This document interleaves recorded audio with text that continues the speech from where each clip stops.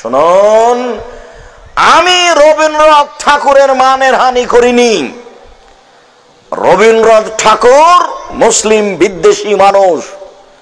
মানুষ যখন বিপদে ঠাকুর তখন বিলাতে, মুসলিম যখন বিপদে ঠাকুর তখন বিলাতে।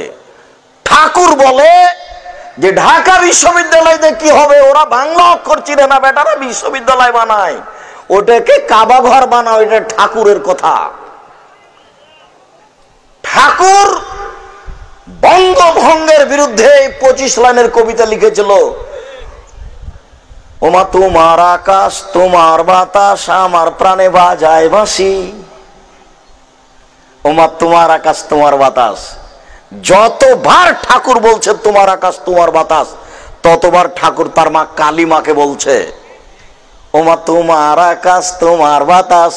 তাই আব্দুর রাজ্জাক বিন ইউসুফ বলেছেন তোর বাপের আকাশ। আমি ঠাকুরের মানের হানি করিনি। এদেশের ছেলে মেয়ে, এদেশের শিক্ষক বুঝুক, বিচারের মাঠে সবাইকে জবাব দিতে হবে, আমাকে দিতে হবে না। আমি প্রস্তুত আছি, এটা শিরক। 25 লাইনের কবিতা ঠাকুর লিখেছে বঙ্গভঙ্গের বিরুদ্ধে, এবং কলিকাতা প্রেস ক্লাবে বঙ্গভঙ্গের বিরুদ্ধে এই কবিতা পাঠ করেছিল সর্বপ্রথম ঠাকুর। এই রবীন্দ্রনাথ ঠাকুর মুসলিম বিদ্বেষী। রবীন্দ্রনাথ ঠাকুর বলেছিল ঢাকা বিশ্ববিদ্যালয়কে কাবা ঘর বানাও। বেটা তোমরা বাংলা অক্ষর চেনো না, বিশ্ববিদ্যালয় কি করবে? মানুষ যখন বিপদে ঠাকুর তখন বিলাতে। তোমরা এদেশের সন্তান, তোমাদের বিদ্যা থাকলে তোমরা এই জাতির জন্য গান তৈরি করো। যদি তোমরা জাতির জন্য গান তৈরি করতে না পারো, তাহলে নজরুল ইসলামের গান ধার করো। ক্লাসের সূচনাতে তোমরা বলো চল চল চল ঊর্ধ্ব গগনে বাজে বাদল, ধার করো নজরুলের কাছে যদি নিজে না পারো। আর যদি নিজেই পারো ভালো কথা, নইলে ধার করো নজরুলের কাছে। তো তুমি রবি ঠাকুরের কাছে কি করে ধার করলে ও হিন্দু মানুষ? ওমা তোমার আকাশ তোমার বাতাস আমার প্রাণে বাজায় বাঁশি, তোর বাপের আকাশ।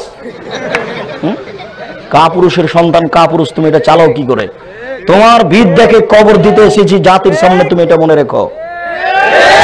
এই বিদ্যা আমরা কোনোদিন গ্রহণ করিনি, করব না ভবিষ্যতে ইনশাআল্লাহ। তোমাকে সতর্ক করছে, জাতির সন্তানকে সতর্ক করতে এসেছি। ومن أحسن قولا ممن دعا إلى الله وعمل صالحا وقال إنني من المسلمين